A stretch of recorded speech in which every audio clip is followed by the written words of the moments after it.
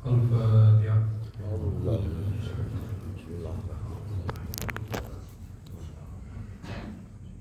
Iya kan.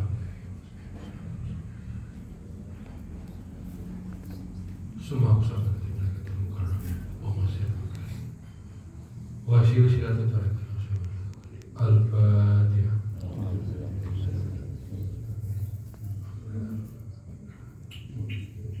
Iya kan.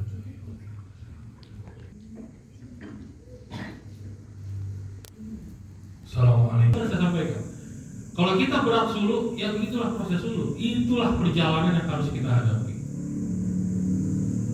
Bukan hanya terjadi sama kita, gitu. Makanya bisa dikatakan tuan-tuan, sampainya kita di sini, ya ada berapa orang tadi kan, laki-laki berapa orang, perempuan sedikit. Ini pilihan ya. Saya yakin ratusan orang yang mau suluk itu ratusan. Ya, jemaah kita ini kan banyak di Jawa Barat aja. Ada di mana tuh? Di Subang, di Karawang juga banyak, di Bekasi juga, di Bogor itu aja banyak. Coba. Dan 5.000 kemarin dibayar banyak. Ditanya suruh yang ini insya Allah tuh. Tapi ditanya suruh, ya itulah. Saya bukan bilang mereka nggak mau suruh, enggak. Siapa sih yang tidak mau ketemu dengan raja? Mungkin nggak ada yang tidak mau ketemu dengan Allah? Mungkin nggak? Nggak mungkin. Nggak mungkin. Mau ketemu dengan raja, ditanya mau juga nggak dengan presiden? Wah, saat itu juga dia pakai baju yang cantik, dia usahakan segalanya. Ya, presiden itu. Nggak mungkin. Saya siap berangkat hari ini juga, katanya begitu. Ini yang menciptakan, bertemu dengan yang menciptakan, yang merajai seorang presiden. Itu adalah zat yang menciptakan langit dan bumi, zat yang namanya Allah. Makanya teman-teman, saya yakin banyak yang mau jumpa dengan Allah, tapi filternya juga banyak. Makanya hadirnya kita di sini, ada yang masbuk, ada yang berangkatnya berat, yang anak sekolah, ya, yang keluarga begini begitu, itu semua bagian dari perjalanan. Dan insya Allah ini saya janjikan, insya Allah suluk berikutnya tidak akan berkurang, mungkin jauh lebih berat. Jadi caranya gimana tuh? Caranya adalah kita serahkan sama Allah, kan begitu. Jalani aja, nggak usah dikaram-karam takdir itu. Jangan dibilang nggak bisa, nggak usah. Takdir itu milik Allah. Ini orang bicara 2 minggu yang lalu, Tuhan saya mungkin nggak bisa. Kok mungkin nggak bisa suluk? Mungkin malam ini kita mati. Kok dikarang-karang takdir Allah bicara 2 minggu depan saya nggak bisa suluk 2 minggu? Mungkin besok kita mati. Tahu kita kapan kita mati? Nggak usah bicara suluk. 2 minggu lagi, 3 minggu lagi, 2 bulan lagi nggak usah. Ya, minta sama Allah. Ilahi anta maksudi waridoka matlubi. Artinya kita hari kedua berada di sini, kita adalah orang-orang pilihan. Renungkanlah bahwa perjuangan kita untuk suluk yang kali ini itu berat. Mau suluk yang kesekian kali, tapi setiap suluk itu pasti berat. Makanya saran saya, sungguh-sungguh kita bersuluk. Betul-betul kita bersuluk. Karena kita ini orang-orang pilihan ini. Ya, banyak space, tapi yang dipilih cuma segelintir orang sama Allah. Jadi betul-betul kita bersuluk. Ilahi anta maksudi walidoka matlubi. Ya, ini 5.000 juga banyak nih saya tolong lihat. Ya, jadi betul-betul sungguh-sungguh tanya kepada pemimpinnya. Yang penting adalah bagaimana kita memperkuat diri kita. Nah teman-teman, salah satu hal yang penting yang perlu disampaikan juga, yang menjadi, ini saya pribadi lah, yang menjadi kesan penting saya terhadap guru kita, ya, itu adalah bagaimana beliau mengagungkan ilmu. Ya, jadi saya menyampaikan salah satu faktor terpenting dalam suksesnya suluk kita, suksesnya hidup kita, itu adalah ilmu. Saya ingat betul, Buya itu teman-teman, itu dalam setiap kesempatan itu ilmu khalifah, ilmu.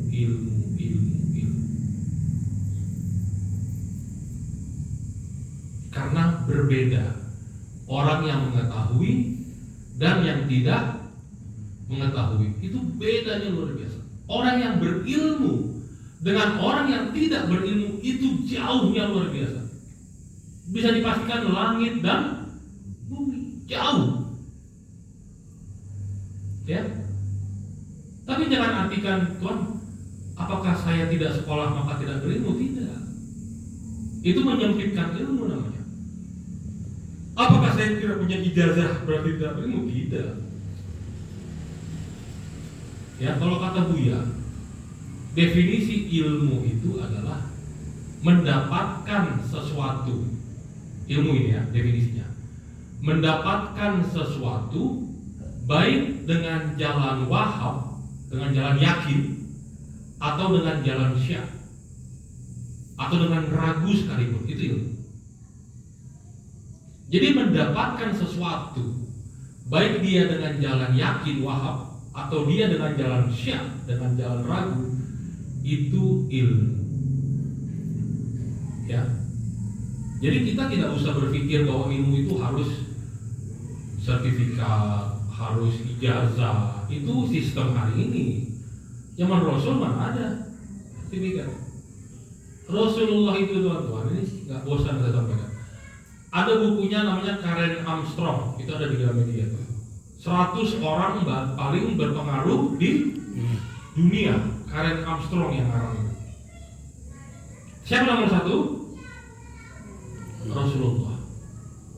Nomor 1 Muhammad SAW, dia sebut namanya itu. Padahal Karen Armstrong ini non Muslim, bukan orang Islam, tapi dia riset berdasarkan fakta dan data. Nomor 1 orang yang paling berpengaruh di dunia dari zaman dulu sampai hari ini, yang pengaruhnya sampai terasa sampai saat ini adalah Nabi Muhammad SAW. Yang lain ada Thomas Alva Edison yang apa? Lampu, kan begitu. Ada lagi yang menciptakan telepon siapa? Alexander Graham Bell. Wah, banyak lah. Coba. Tapi nomor 1 itu Rasulullah. Yang lain itu sekolahnya tinggi-tinggi. Tapi Rasulullah di mana sekolahnya? Di mana? Di Universitas Gua Hiro, UGH namanya. Coba. Ya. Sejarah mengatakan Rasulullah tidak pandai baca dan tulis. Nggak pandai baca dia, nggak pandai tulis dia. Tapi dia orang yang paling berpengaruh di muka bumi. Ini yakin nggak kita dengan orang ini? Coba kita tanya. Ada nggak kira-kira manusia yang macam gini coba? Nggak pandai baca, nggak pandai tulis, tapi yang keluar dari mulutnya itu kalimat Toibah, kalimat yang paling baik dari segala yang baik. Nggak ada yang bisa membantah. Coba ditanya pertanyaan sulit sama siapa tuh sahabatnya, Umar kalau nggak salah, sambil dipedang-pegang, pedang. Hei Rasulullah, ini pertanyaan sulit, ya, ditempelkan pedang di lehernya. Pertanyaannya, siapa yang dapat menyelamatkan engkau pada hari ini? Kan jawabannya sulit. Dia ukur itu pedangnya sekian gitu ya kan. Orang jauh nggak kan gitu kalau kita pakai otak kan begitu. Tapi apa jawaban beliau? Allah. Siapa yang dapat menyelamatkan engkau saat ini? Kata Umar. Pedang ditempel di leher.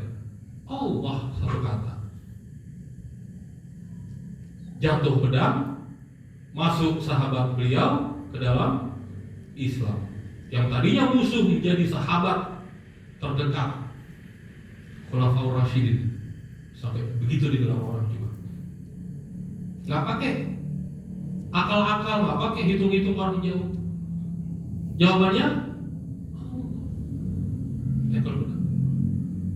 Ya, manusia yang tidak pandai baca dan tulis. Apa ada baca dan tulis? Coba. Makanya Allah mengajari yang pertama kali apa? Dalam gua itu Iqra. Ya, kalau orang umum bilang makanya baca. Gimana ini kok bertentangan dia dengan apa? Dengan sejarah. Kalau umum bilang kan Iqra itu apa? Baca. Ya. Dulu saya juga berpikir, loh, katanya Rasulullah tidak pandai baca dan tulis. Kalau Iqra itu baca, apa yang dibaca? Mana bukunya kan gitu kira-kira? Apakah gua Hiro itu isinya perpustakaan? Maka disuruh ambil satu buku disuruh baca? Kan tidak begitu. Apa yang diajari pertama kali oleh Allah melalui perantara malaikat Jibril? Baca. Baca itu Iqra itu bisa disebut baca, bisa dibilang sebut. Kira-kira begitu. Lebih pas itu sebut. Apa namanya? Iqra bismi rabbikal ladzi khalaq. Baca, sebut. Bismi rabbikal ladzi khalaq, dengan nama Tuhanmu yang menciptakan. Siapa nama Tuhan? Allah. Makanya kalau ada orang yang bilang nanti nggak usah tinggi-tinggi, jangan tulus dulu. Orang tarekat itu gajinya tinggi. Syariat dulu, yang penting sholat dulu, yang wajib-wajib dulu kan gitu. Kalau orang umum, ya kita bukan menyalahkan, ya karena tadi beda orang yang tahu dengan tidak mengetahui, beda. Kalau Rasulullah aja belajar pertama itu bukan sholat, gimana? Itu kan kesekian tahun itu, setelah 10 tahun baru turun apa namanya syariat, ya ayat-ayat Madaniyah, baru syariat, sholat, puasa, haji, zakat, dan sebagainya. Tapi awal-awal apa yang diajari Allah melalui perantara malaikat Jibril? Bismi rabbikal ladzi khalaq. Sebutlah dengan nama Tuhan yang menciptakan. Siapa nama Tuhan? Allah.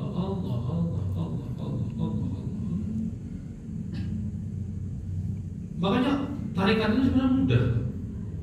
Nggak perlu syarat apapun, ya sebenarnya mudah kalau dipikir ya. Tapi sesungguhnya berat, karena syarat utama adalah niat. Coba mudah, oh hanya niat gampangnya itu. Tapi sesungguhnya berat, karena tadi banyak gangguannya, banyak yang mengganggu, yang apa namanya, yang kelabu di niat itu banyak. Padahal cuma satu. Maka kita zikir pertama itu Allah nggak tahu. Pak, saya bukan orang pesantren, nggak perlu orang pesantren. Saya nggak bisa, nggak fasih, nggak perlu. Fatihah bisa, nggak perlu fasih itu. Yang penting niat. Ilahi anta maksudi waridoka matubi. Hanya satu kata malaikat mengajari Rasulullah, Allah saja. Tapi langsung dia amalkan. Maka kita satu kata, waktu 5.000 itu kan satu kata, tapi langsung diamalkan. Ya, karena ilmu tadi itu mendapatkan sesuatu dengan jalan wahab. Mau yakin insya Allah, mau ragu insya Allah. Ini selalu kan ada yang hamba datang dari kelam jahil lalu terus, wah yakin dia. Oke. Ada yang ragu. Benar nggak nih? Gimana ribu kan? Mau balik aja kan kira gitu. Tapi apapun itu sudah ilmu. Makanya tuan-tuan, salah satu hal yang paling penting yang saya ingat ya, yang diajarkan oleh guru kita adalah ilmu. Bahkan beliau bilang 3 hal keutamaan ilmu itu. Yang pertama, ilmu itu numron kata beliau. Itu kalau senior-senior itu Tuan Sobirin pasti sering sekali dengar. Ya, ilmu nuron, al ilmu nur kata beliau. Ilmu itu cahaya. Itu ilmu. Bayangkan Tuan, kalau dari sini lampu kita matikan nih, ya, ini semua kita matikan sampai kita menuju ke makam laki-laki kalau yang laki-laki juga. Kira-kira sampai nggak kita? Sampai. Entah sampai jebol di kolam ya kan, terjungkal di mana tuh? Tangga situ. Atau sampai ke pohon sebelah ini kan? Ya. Karena yang menunjuki langkah kita itu adalah cahaya ini. Maka sampai sok bukan kaki kita. Kaki kan hanya melangkah. Coba nggak ada cahaya malam-malam gini. Mau coba nanti habis ini? Hah? Mau tahu saya dulu sampai nyebur kolam berapa orang kita itu? Wah, yang nyebur kolam sekian orang gitu ya kan? Masuk jurang sekian orang, nggak bisa. Ya, sepele kita dengan cahaya. Al ilmu nuran, ilmu itu cahaya. Tidak sama orang yang mengetahui dan tidak mengetahui itu nggak sama jauh. Jangan sepelekan ilmu. Dia petunjuk. Coba. Petunjuk dia tuh. Ya, Al-Quran itu huda, petunjuk. Jangan sepelekan petunjuk. Gak ada cahaya yang akan sampai. Coba kalau nggak percaya. Siapa ngomong kosong sampai kok Tuhan ya. Nggak taunya entah di rumah siapa gitu kan. Ini saya sampai Tuhan, rumah laki-laki entah di rumah siapa, di pos apa bisa kan gitu. Nggak bisa Tuhan. Harus ada cahaya yang menunjuki kemana langkah kita. Tahu kita mana yang salah, mana yang benar. Tahu kita mana belok kiri, kapan kita harus belok kanan. Itu pesan yang pertama. Terutama ilmu, al-ilmu nurun. Yang kedua apa kata Buya? Al-ilmu malun. Ilmu itu harta. Ya. Al-ilmu malun. Ini persepsi sekarang lain. Yang namanya harta duit. Ya, tapi kalau guru kita menyampaikan, saya ingat betul, ini nggak bosan-bosan nih. Al-ilmu malun Khalifah kata Buya. Ilmu itu harta. Karena kalau kita mencari uang, kita yang menjaga uang, kan begitu. Tengok ada di rekening, tengok malam, tengok sore, tengok, ya kan minggu depan tengok masih nol aja kan begitu. Apa yang ditengok? Karena kalau harta kita yang menjaga harta. Tapi al ilmu itu malun. Kalau kita mencari ilmu, maka ilmu yang menjaga kita. Kalau kita cari harta, kita yang menjaga harta. Tapi kalau kita mencari ilmu yang menjaga kita. Jangan sepelekan ilmu. Ini nggak gampang memang. Dicerna malam ini nggak bisa. Saya dulu begitu. Apa nih gue? Nggak bisa dicerna. Tapi berdasarkan pengamalan. Oh ini kata beliau. Bagaimana ilmu itu menjaga diri kita. Banyak, contohnya banyak yang luar biasa. Ya. Yang ketiga, al-ilmu kanjun latun layafna. Ilmu itu adalah perbendaharaan layafna yang tidak akan pernah putus. Ngeri ini. Al-ilmu kanjun latun layafna, perbendaharaan, sebuah hal yang tidak akan pernah putus, gak ada putusnya itu. Coba. Kalau nggak putus berarti nyambung terus.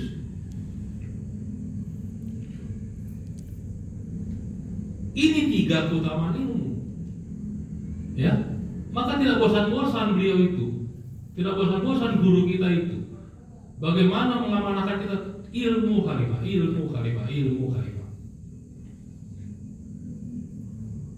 Ya, jangan pernah sepelekan ini.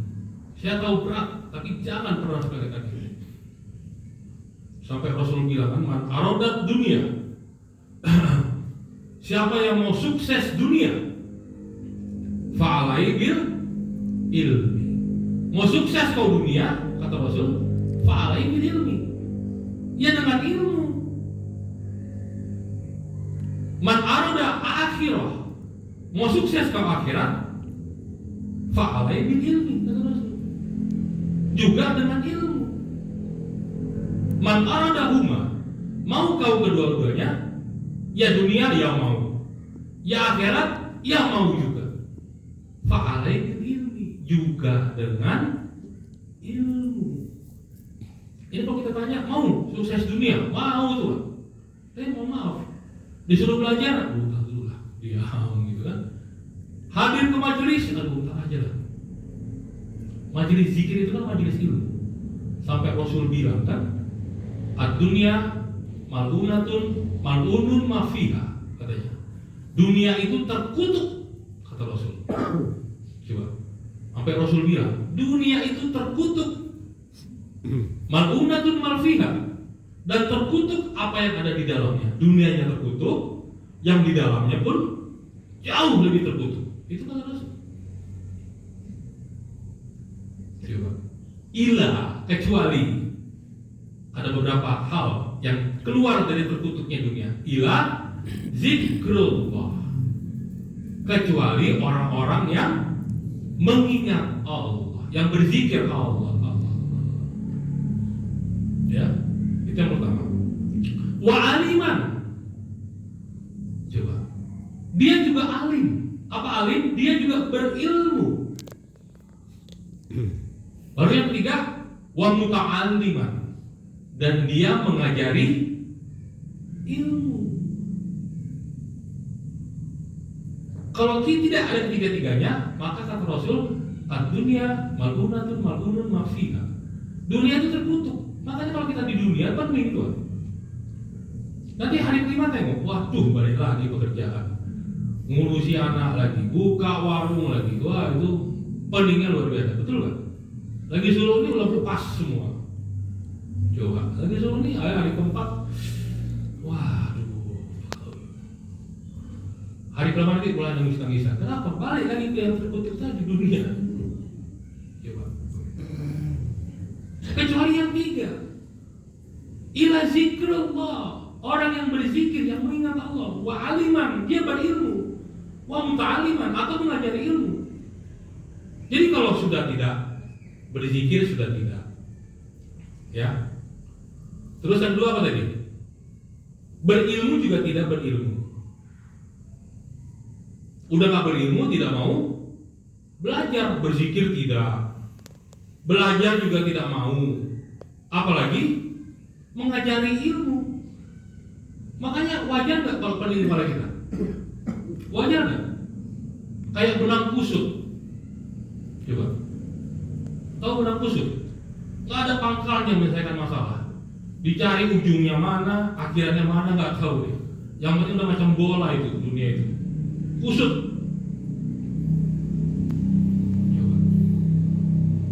Makanya kalau orang tidak mau berzikir, tidak mau datang ke majelis zikir untuk belajar, cari ilmu, apalagi untuk mengajari, jauh lah. Makanya pening kepala kita. Usaha, bukan saya bilang tidak penting usaha. Ibu ya nomor satu lagi mengajari usaha. Ya, sampai ada satu momen tausiah itu isinya tentang usaha aja tuh. Bu ya itu. Kalau kau usaha katanya kan itu. Kalau kau usaha itu macam main bola. Kalau main bola itu katanya kalau perlu datang lawan, wah, sampai gitu. Sikut katanya, itu usaha. Ya namanya terkutuk, jangan kita bilang terkutuk, ya udah diam nggak gitu. Kalau usaha itu memang harus macam main bola, dia datang lawan mau rebut ini kan, main. Kalau usaha gitu. Coba. Tetapi ingat basicnya, ingat dasarnya, ingat fondasinya. Ila zikrullah wa aliman wa muta'aliman. Luar biasa tuan-tuan, tuan guru kita, buya kita itu mengajarkan ilmu itu luar biasa. Ya sampai Rasul itu bilang kan, pewarisku nanti, siapa pewarisnya Rasul? Para ulama. Al-ulama warisatul anbiya. Ulama itu pewaris kata Nabi. Ulama itu kan jamak dari ilmu. Itu ulama. Ulama itu kan jamak dari ilmu. Artinya orang yang berilmu itu ulama. Ini enggak. Oh dia ulama. Kenapa? Dia pakai sorban. Ulama itu bukan bersorban. Bersorban itu pakaian. Coba. Ulama itu orang yang berilmu, yang banyak ilmunya. Ilmu agama, ya dia fasih. Ilmu dunia, insya Allah. Coba. ilmu bisnis, sampai sikut katanya.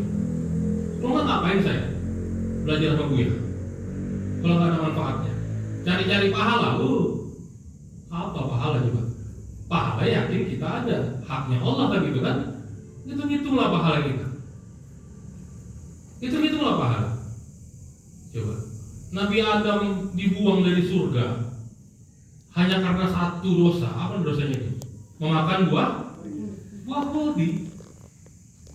Dia dibuang dari surga karena apa? Ada yang lain nggak selain buah khuldi? Cuma satu tuh, makan buah yang dia kepengen, rasanya pun kayaknya enak, itu dia kepengen. Coba, karena makan buah khuldi, maka turun kau dari surga, kata Allah. Kita mau masuk surga gara-gara pahala, kan gitu. Kira-kira lebih banyak mana dosanya kita atau dosanya Nabi Adam? Coba tanya dulu sama diri kita. Kalau karena pahala kita bisa masuk surga, sedangkan Nabi Adam alaihissalam turun dia dari surga hanya karena satu buah, itu pun karena kepengen. Jangan kau makan buah khuldi, makan dia. Kalau kita gimana? Kalau kita mau masuk surga gara-gara pahala kita, coba. Berat tuh, berat ibu. Maka sekali lagi teman-teman, hanya dengan ilmu, ya, man arodat dunia, mau sukses dunia, fa'alaihi bil ilmi. Man aroda akhirah, mau sukses akhirat, fa'alaihi bil ilmi. Hanya dengan ilmu. Man aroda huma, mau sukses kedua-duanya, iya dunia, iya sukses insya Allah, iya akhirat juga sukses insya Allah, iya juga dengan ilmu.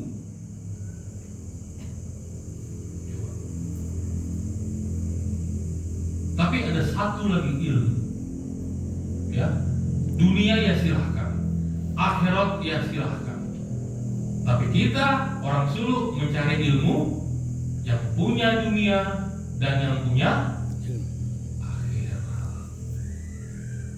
Makanya orang mereka tuh nggak ada bilang dunia ya dunia, akhiratnya akhirat. Ngapain dipikirin? Kita tuh yang cari yang punya dunia dan yang punya akhirat. Orang masuk sini tuh kan, masuk Bogor. Coba, awak duduk di situ kan, orang masuk. Mana durian nih? Lewat pada kita. Kita yang tinggal di sini, yang punya di sini. Tiba-tiba orang lewat nyari durian. Coba, bayangkan Tuhan lagi, marah nggak coba? Coba. Cuman Allah ini lewat-lewat aja, dia nyari surga, cari apa namanya? Menghindari neraka. Dia cari dunia, dia cari akhirat, tapi aku dilewati aja. Mana kayak kira Allah? Ada satu ilmu lagi, yaitu ilmu sampainya kita kepada Allah. Tuhan-tuhan yang dirahmati Allah, ini saya nggak bisa sampaikan lagi pentingnya Buya memesankan kita ilmu, nggak bisa. Ya, dulu bahkan Buya sampai ingatkan kalau kau punya anak, jangan sampai anak-anakmu tidak sekolah. Ya, jangan sampai anak-anakmu tidak sekolah. Kalau tidak, jangan sampai anak-anakmu itu tidak berilmu, katanya. Jadi kalaupun kita tidak sekolah, tapi jangan sampai anak-anak kita itu tidak berilmu. Karena yakin lah tuh, gak usah akhir. Dunia kita mau sukses itu hanya dengan ilmu. Ya. Tapi ilmu tadi ya tadi itu. Nggak usah banyak-banyak, yang sedikit, tapi diamalkan. Man amila bima alima wa rasulullahu ilman malam ya'lam. Siapa yang mengamalkan ilmu yang telah diketahui, ilman malam ya'lam, niscaya Allah ajarkan ilmu yang belum pernah kalian ketahui. Saya, tuan-tuan jujur, belajar tarekat keluar saya dari kalam akidah tadi, dosa itu keluar. Ya, karena tadi gurunya pun guru yang mursyid. Kan ada itu syarat atau syarat adab sebelum berzikir itu kan ada. Carilah guru yang mursyid, yang tersohor ke sana kemari, yang ilmunya itu mumpuni, tidak terbantahkan ilmunya tadi. Coba. Bahkan di adab itu disebut mempelajari ilmu apa itu? Ilmu apa? Fikih, ilmu tauhid kan? Ilmu tasawuf, ilmu qiraat, ya. Itu kan ada itu adab 10 jamaah tarekat itu. Yang pertama apa? Berzikir kan? Yang kedua mendatangi majelis zikir, itu adab tarekat, adab 10 adab jamaah tarekat. Baru mempelajari ilmu fikih, ilmu tauhid, ilmu tasawuf, ilmu qiraat, ya. Baru bisa adab ashor, tunduk dia, berilmu dia, tinggi ilmunya tapi dia bicara yang lain, ya kan? Dia seolah-olah tidak tahu. Kalau gue dulu ngajarkan lebih baik pura-pura tidak tahu daripada pura-pura tahu. Lebih baik pura-pura bego daripada pura-pura pintar. Kalau pura-pura pintar namanya Bego. apa? Bego. Kalau pura-pura bego namanya Pintar. coba. Kan ada orang pura-pura pintar, ada nggak? Ada nggak orang pura-pura pintar katanya? Ada. Mungkin kita begitu. Lebih baik pura-pura pintar daripada pura-pura bodoh. Kalau dia pura-pura bodoh namanya Pintar. pintar. Kalau dia pura-pura pintar namanya Bodoh. bodoh. Ada pura-pura perempuan, berarti dia laki-laki kan begitu. Pura-pura laki-laki ya namanya perempuan, kan gitu aja logikanya. Ini pura-pura pintar, nampak kali lagi pura-pura pintar. Wah ini enggak. Kalau orang yang berilmu, Anda, Aswar. nah itu kalau mau jadi guru kita, duduk dia di sini, bicara aja kali. Dia gurunya tapi yang lain bicara, jadi diam aja. Oh gitu. Oh, pura-pura tidak, pura-pura bodoh. Yang lain karena pura-pura pintar. Baru dono wewe, murah hatinya, pemberi. Baru welas Asih. asih. Coba. Dia berikan kasih sayang dia. Baru yang ke-10 bijaksana atau wicaksono. Coba. Mau nggak kita jadi bijak? Ya harus ilmu. Ini zikir nggak mau. Mendatangi majelis zikir nggak mau. Belajar ilmu fikih, aku udah bukan fikih, aku udah tarekat ini. Nggak lagi sholat, astagfirullah. Nggak ngapain puasa, astagfirullah. Mempelajari ilmu fikih nggak mau. Coba. Fikih itu kan wajib. Sampai Allah bilang, jika seseorang dikehendaki kebaikan, laitasu khairon, kata Allah, yufaqihu fiddin, maka ku beri faham agama. Kalau orang dikehendaki Allah sebuah kebaikan akan dipahamkan. Jadi fikih itu artinya faham, yufaqihu fiddin. Jadi kalau kita dikehendaki Allah kebaikan, maka kita difahamkan Allah tentang agama. Itu ada firman Allah itu. Mempelajari fikih nggak mau. Gimana juga? Tasawuf juga nggak mau. Ya, apalagi tauhid juga nggak mau. Qiraat juga enggak. Coba. Bagaimana dia mau andap ashor? Ya naiklah, sombonglah, sombong dengan kosongan, pura-pura Tahu. pintar, kan begitu. Dono wewe ya tidak. Welas asih ya marah-marah terus, sama keluarganya marah-marah, sama anaknya ya ngomel-ngomel, sama istrinya ya juga, sama suaminya ya begitu. Ya, 1-9 wicak atau bijak sini. Baru yang ke-10 bisa bijaksana. Itulah guru, cari guru yang mursyid seperti itu. Ilmu.